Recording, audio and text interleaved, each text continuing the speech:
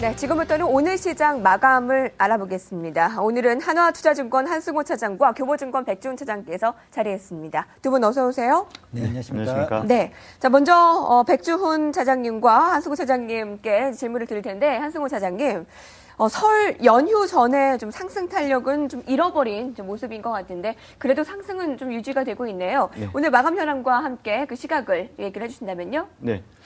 일단 어저께 미국 시장에서 굉장히 긍정적인 소식이 들려왔습니다만 여전히 시장에는 반영되는 부분이 좀 제한적인 것 같습니다.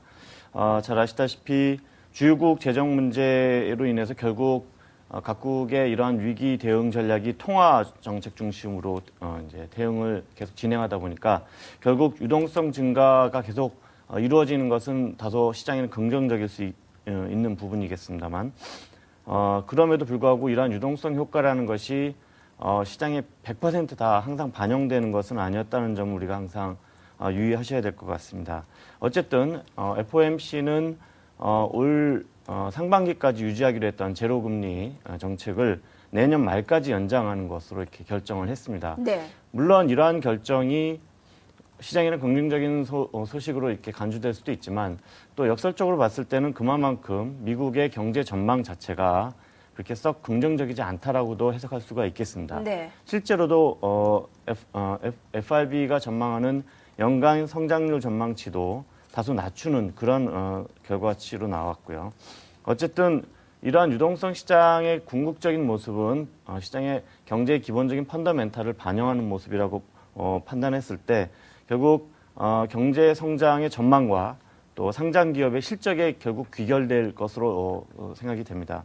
따라서 외국인들이 이러한 유동성에 힘입어서 계속 우리나라의 매수세를 지속하고 있기는 합니다만 이러한 흐름은 결국 원달러 환율의 모멘텀이 어디까지 연장이 되느냐에 달려있다라고 일단 판단하고 있습니다.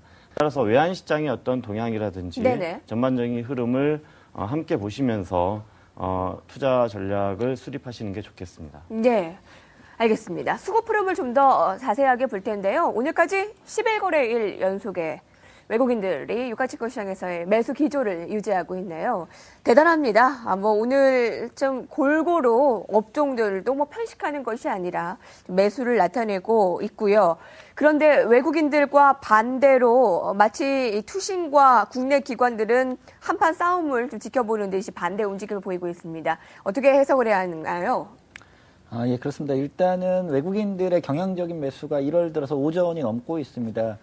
제가 계속해서 시간을 통해서 말씀드리지만 외국인이든 기관이든 경향적인 매수를 통해서 수급의 주체가 나타나지 않으면 지수의 상승은 어려울 것이라고 누누이 말씀을 드렸었는데요.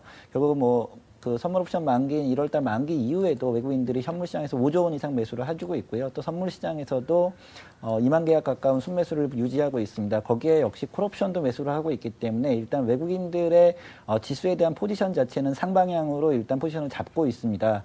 그러한 포지션에 의해서 프로그램 매매도 활발히 이루어지고 있고요. 다만 이제 기관들과 개인들, 특히나 간접 투자를 통한 그동안 간접 투자 상품의 손실을 갖다가 이제 환매를 하는 물량들이 계속해서 나타나고 있는데요.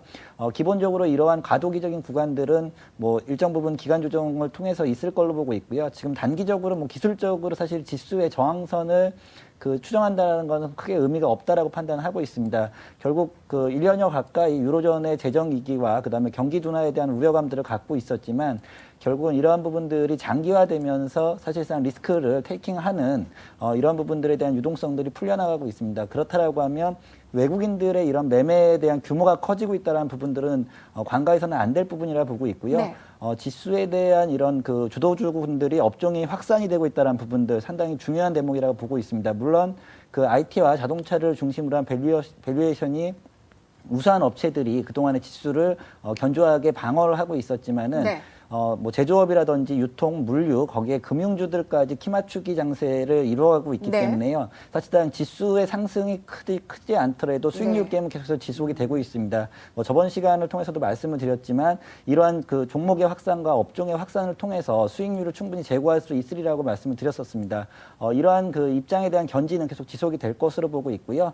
단지 2,000포인트를 넘느냐는 좀 상징적인 의미인 것 같고요. 이런 외국인들의 업종에 대한 다각화된 포트폴리오 포트폴리오가 계속 이어진다라고 하면 지수는 당연히 상방향으로 갖고 가야 된다라고 판단을 하고 있습니다. 하지만 그 외국인들의 이런 포지션이 또 변화가 된다라고 하면 네. 그것들을 미리 감지하거나 이러한 부분들의 관찰은 충분히 그 판단을 하셔야지만 향후에 이런 그 추격 매수에 대한 부분들의 리스크를 없앨 수 있다라고 판단을 하고 있습니다. 외국인들의 매수 기조가 유지되는가 그것이 아주 중요 포인트겠네요. 예, 그렇습니다. 둔화가 되거나 반전이 된다면 증시도 돌아설 수 있는 충분한 근거가 될 테니까요.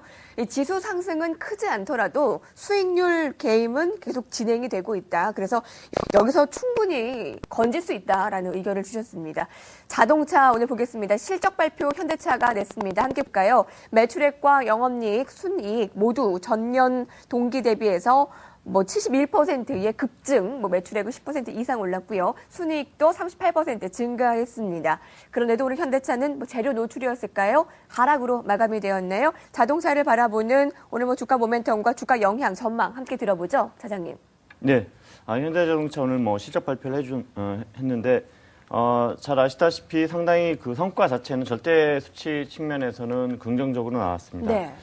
말씀하셨듯이 영업이익 같은 경우도 전년 동기 대비했을 때 71%라는 아주 놀라운 수치를 보여주고 있는데 그러나 이제 다소 컨센서스 대비해서는 좀 약했습니다. 매출액 같은 경우는 약 3% 정도 컨센서스보다 미달을 했고 영업이익도 한 7% 정도 미달을 그런 상황인데 어쨌든 시장의 기대치가 그만큼 많이 올라가 있는 그런 상황이겠죠.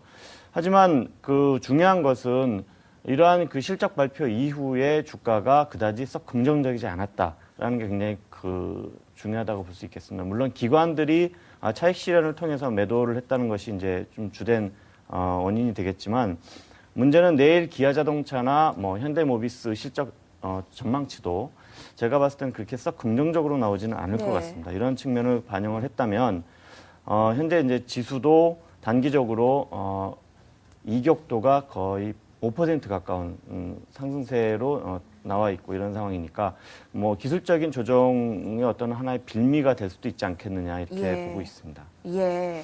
절대적으로는 좋았는데 이게 예상치보다는 조금 하회를 했다라는 말씀이시군요. 또 지켜봐야 하는 부분인 것 같습니다.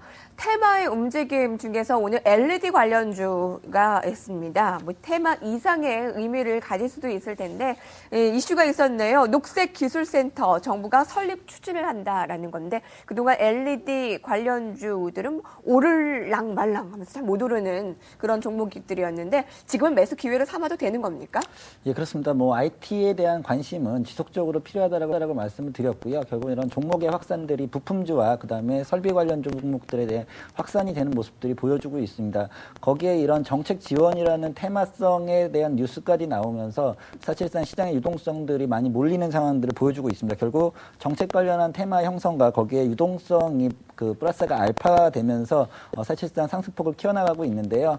전반적으로 이런 LED 업종들 그동안의 치킨 게임을 통해서 업체들이 상당히 단가 인하 압력에 많이 시달렸었고요. 네. 결국 이런 것들은 영업이익률의 하락이 오면서 사실상 주가가 그 박스권 내에 돌파를 하지 못하는 모습들을 보여주고 있었습니다. 하지만 LG이노텍이라든지 서울반도체 특히나 LED를 그 대표 업종이라고 할 수 있는 LED의 그 대표주들이 결국 박스권 돌파를 시도를 하고 있다는 부분들은 결국 업황에 대한 개선들이 일어날 것으로 대한 이런 전망을 갖고 있다라고 판단하고 있습니다. 결국 거래량의 증가가 계속해서 시장에 대한 에너지고 힘이라고 말씀을 드렸는데요.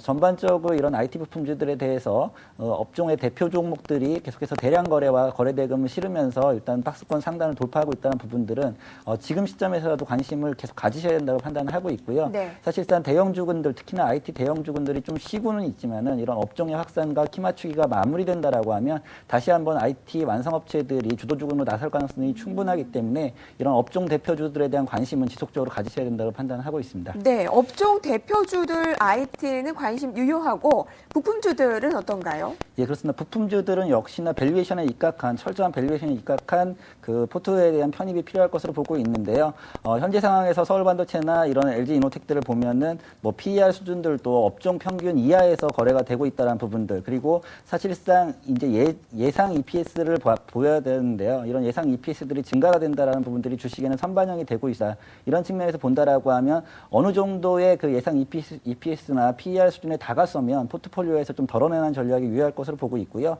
그 대신에 충분히 매력적인 가격대를 갖고 있는 종목들은 좀 길목을 노리셔서 대량 거래라든지 거래 대금이 수반이 되는 시점이라고 하면 일정 부분 추격 매수를 하셔도 가능하리라고 보고 있습니다. 네. 알겠습니다. IT에 대해서는 상대적으로 좀 긍정적인 시각을 주셨는데 다음 보겠습니다. 이 원자재 가격이 간밤에 뉴욕 상업거래소에서 급등 내지는 우호적인 모습을 보였습니다. 벤 버냉키 의장의 양적 완화에 대한 소식, 이 유동성을 계속 좀 풀겠다라는 소식은 이 원자재 가격을 올리게 되죠. 오늘 관련주들도 오름세였는데 관심 가져볼 만합니까? 예, 기본적으로 저는 긍정적으로 보고 있습니다. 물론 네. 이제 최근 들어서 이제 종합상사 관련 테마들이 움직인 것도 약간 그러한 배경도 있긴 있는데 구체적으로 물론 종합상사들이 기존에 투자해왔던 이러한 EMP 쪽 실적이 이제 가시화된다라는 흐름도 있겠고 그 배경에는 사실은 아까 말씀드렸듯이 각국 중앙정부가 통화정책 중심으로 경기 회복을 위한 정책적 스탠스를 지속하기 때문에 결국 화폐에 대한 가치가 점차 절하되는 흐름이 유지될 수밖에 없고 그거에 따른 이제 반사적인 현상으로 이러한 그 금이라든지 이러한 원자재 가격이 상승할 수 있는 그러한 여건이 이제 형성이 되는 것입니다. 물론 금 가격이 최근 들어서 조정을 받고 있는 상황이긴 합니다만 조정 이후에도 하방 경직이 상당히 강하였고 또 유수의 해외 IB들도 금 가격의 전망치가 뭐 최고 2,000불까지 높은 전망치를 제시하고 있는 상황이기 때문에 구조적으로는 이러한 흐름이 계속될 것이다라고 일단 판단하고 있습니다. 네, 알겠습니다.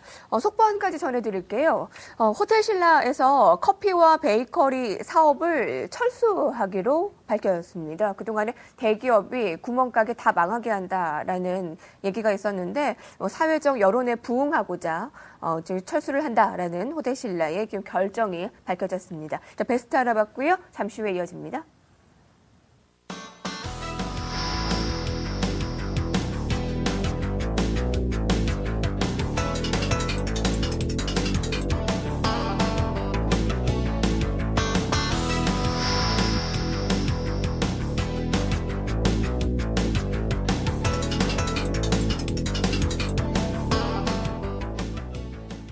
네, 다음 업종으로는 IT를 한승호 차장님께도 질문을 드릴 텐데 아까 백준 차장께서는 대표주들 또 부품주들까지도 좀 긍정적인 의견을 주셨어요. 한승호 차장님께서는 어떠십니까?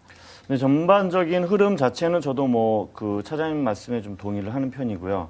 근데 이제 그 약간 좀 차별화가 있을 것 같습니다. 이를테면 이번에 실적 발표에서도 애플의 사상 최대 실적이라는 측면과 또 AMD의 실적이 굉장히 나빴다는 측면, 뭐 이런 여러 가지 이렇게 같은 업종 내에서도 약간 온도 차이가 나타나는 그런 흐름이 나타날 수 있고 또 하나는 메모리 측면, 우리나라가 이제 특히 삼성전자나 하이닉스 같은 경우는 메모리 비중이 굉장히 큰 상황인데 최근 들어서 이제 고정 거래 가격을 인상하려고 하는 각 메이커들의 움직임에 대해서 주요 구매처들은 또 굉장히 거부 반응을 나타내고 있다라는 이런 소식도 있고요.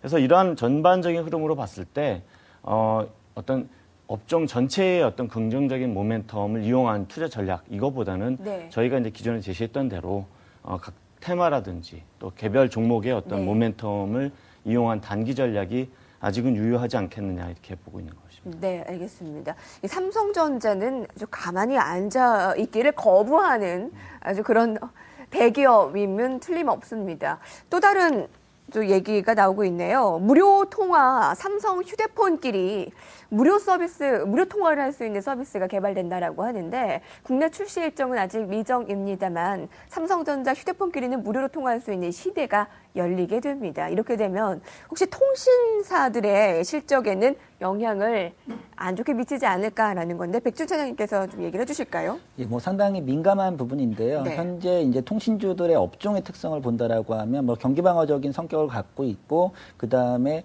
대규모의 투자가 필요한 업종입니다. 그리고 그 투자에 대한 캐시인은 상당히 장기간에 걸쳐서 들어온다라고 보고 있고요. 새로운 패러다임이 있지 않다라고 하면 성장 모멘텀이 상당히 부재한 업종이라고 이렇게 인식이 되고 있는데요. 결과론적으로 삼성전자의 이런 챗온과 챗온톡이라고 하는 새로운 소프트웨어가 발생이 됨으로 하면서 역시 하드웨어의 그 소프트웨어 기술이 업되는 이런 삼성전자의 영향이 있을 것으로 보고 있고요. 하지만 통신업종들 과연 이런 부분들은 또 정책적인 부분과 그다음에 독과점이라는 부분들이 있기 때문에 실상 국내에서 그 실시가 되더라도 현재도 뭐 무료 어플을 통해서 인터넷 전화가 가능하지만은 네. 대부분 무제한 요금제들을 사용하고 있고요. 결국 데이터에 대한 욕구가 커지고 있습니다. 그럼에도 불구하고 이런 무료 통화 내에서 계속해서 통신사들의 그 서비스를 이용하고 있습니다. 결국 이런 통화에 대한 요금제들에 대한 결정권은 또 통신사들이 갖고 있기 때문에요. 삼성전자가 그 독점적인 이러한 기술을 통해서 시장의 통신업종의 시장을 잠식해가는 것은 상당히 좀 힘들 것으로 보고 있기 때문에 네. 통신업종에 미치는 영향은 아직까지는 네. 미비할 것으로 판단을 하고 있고요. 상당히 네, 네. 민감한 부분이지만 좀 더 추이를 지켜봐야 된다고 네, 보고 있습니다. 알겠습니다. 근데 이것을 통해서 결론을 본다라고 하면 삼성전자가 그동안에 하드웨어 부분에서는 강자였지만 애플처럼 소프트웨어와 연결하는 부분들이 상당히 미흡했다라는 부분들이 있지만 결국 삼성전자의 이런 공격적인 소프트웨어 개발 자체는 상당히 긍정적으로 평가가 됩니다. 결국 네. 지금 업종의 대표적이고 관심주인 삼성전자에 대한 모멘텀은 점점 더 부과가 네. 될 것으로 판단을 하고 있습니다. 그렇게도 삼성전자를 더 키우는 지금 모양새가 되는군요. 통신업종에 대해서는 뭐 영향, 부정적인 것은 뭐 제한적일 것이다. 통신업종 애널리스트들도 아직까지 그렇게 얘기해요. 그리고 삼성전자의 이 소프트웨어 개발은 아주 긍정적이다라는 의견 주셨어요. 자, 전망 들어보겠습니다. 자, 두 분의 의견 들어볼 텐데요. 먼저 백준 차장님. 예, 그렇습니다. 계속해서 업종의 그 순환매가 이루어지고 있습니다. 그리고 현재는 대형주군들의 업종 대표주들이 움직이고 있고요. 또 그 다음에 반복적으로 중소형주들이 상승을 하고 있습니다. 지속적으로 이 시간을 통해서 말씀을 드리는데 길목을 지키는 매매 전략이 필요할 것으로 보고 있고요. 철저한 밸류에이션 분석이 돼 있다라고 하면 충분히 수익률 게임을 쫓아갈 수 있다라고 판단하고 있습니다. 중소형주와 대형주를 안분하는 포트폴리오 배분 전략이 필요할 것으로 보고 있고요. 전체적인 현금 비중은 일부 줄이시더라도 이러한 보수적인 밸류에이션에 입각한 포트폴리오를 구축을 한다라고 하면 향후에 시장의 변동성이 뭐 하방향으로 생기더라도 충분히 대응을 할 수 있는 시간적인 여유는 있을 것으로 생각을 하고 있습니다. 네. 뭐, 이제 바로 앞으로 좀 완만한 상승을 기대해 볼 수 있는 업종으로는요? 예, 그렇습니다. 뭐 업종에 이런 순환매가 일어나고 있다라고 하면요, 결국은 업종 확산이 가능하려 보고 있는데요. 그동안 밸류에이션 대비 상당히 저평가를 받고 있었던 금융 관련주들, 그다음에 네. 유통이나 물류 관련주들은 지수의 상승 대비해서 상당히 베타 계수가 현재까지 작았기 때문에요. 이러한 키 맞추기 장세를 이용한 금융 업종과 유통과 물류 관련주에 대한 포트폴리오 편입은 충분히 가능한 시점이라고 판단하고 있습니다. 네, 키 맞추기에 대비한 그런 업종에 대한 수익률 게임 충분하다라는 의견입니다. 한승호 차장님. 예, 저는 뭐 약간 좀 다른 뉘앙스를 갖고 있는데요. 이를테면 대형 우량주 같은 경우는 이를테면 업종 간의 어떤 순환매 흐름이 지속되면 사실은 개인들은 거기서 어떤 수익을 확보하기 굉장히 힘듭니다. 잘 아시다시피 대형주는 변동폭이 적기 때문에 하루나 이틀 거래를 통해서 어떤 수익을 확보하기가 힘들거든요. 그러니까 뭐 업종의 상승세가 뭐 최소한 일주일, 뭐 한 달 이런 정도의 그 긴 상승세가 나오지 않으면 거기서 어떤 성과를 얻기는 좀 힘들다. 그런 측면에서 저희가 여전히 개별 테마 내지는 어떤 단기 트레이딩 측면의 전략을 계속 말씀을 드리고 있는 것이고, 네. 또 하나는 지금 현재 GDP 전망치가 뭐 IMF가 이번에 발표한 것도 마찬가지지만 네. 점진적으로 다 낮아지고 있는 상황입니다. 예, 예. 물론 주식시장은 선행지표이기 때문에 이러한 것을 미리 반영을 해서 오히려 시장이 더 올라간다라는 측면에서 말씀을 해주시는 분도 계시겠지만 이러한 침체 국면이 단기에 끝난다면 그 전망이 맞습니다. 하지만 단기에 끝나지 않고 1년, 2년 이렇게 늘어지게 되면 이것은 오히려 랠리가 단기로 끝날 수 있는 네. 그런 구도로 나타날 수 있습니다. 이래서 저희가 뭐 물론 항상 네. 신중론을 말씀드리고 있고 있지만 이런 부분에 대해서 나름대로 좀 고려해 보시는 것도 좋지 않겠나 이렇게 생각합니다. 네, 알겠습니다. 뭐 시각을 여러 가지로 여러분들께서 참고하시면 좋을 것 같습니다. 자, 지금까지 교보증권의 백지훈 차장과 한화증권 한승호 차장과 함께했습니다. 두 분 감사합니다. 감사합니다.